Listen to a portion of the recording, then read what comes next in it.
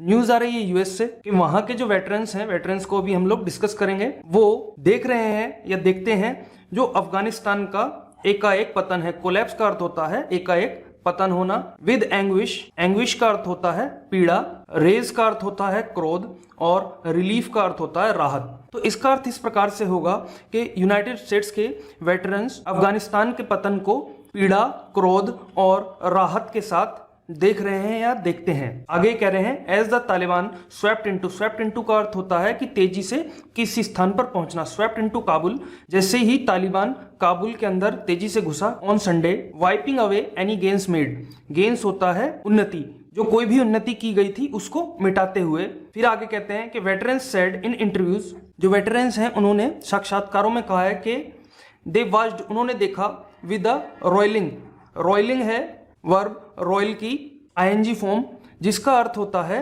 Make someone annoyed, किसी को क्रोधित करना।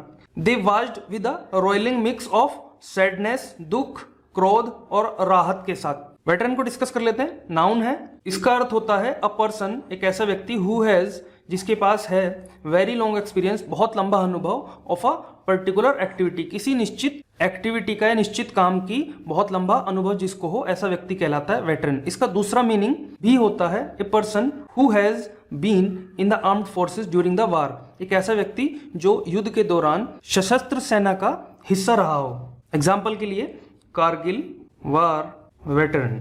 सो जो सेंटेंस हम लोगों के सामने था शुरू में, उसका मीनिंग अब क्या हो जाएगा कि जो यूएस के वेटरन्स अर्थात ऐसे व्यक्ति जो युद्ध के समय में सेना में शामिल थे, वो देखते हैं अफगानिस्तान का जो पतन है पीड़ा के साथ, क्रोध के साथ और राहत के साथ।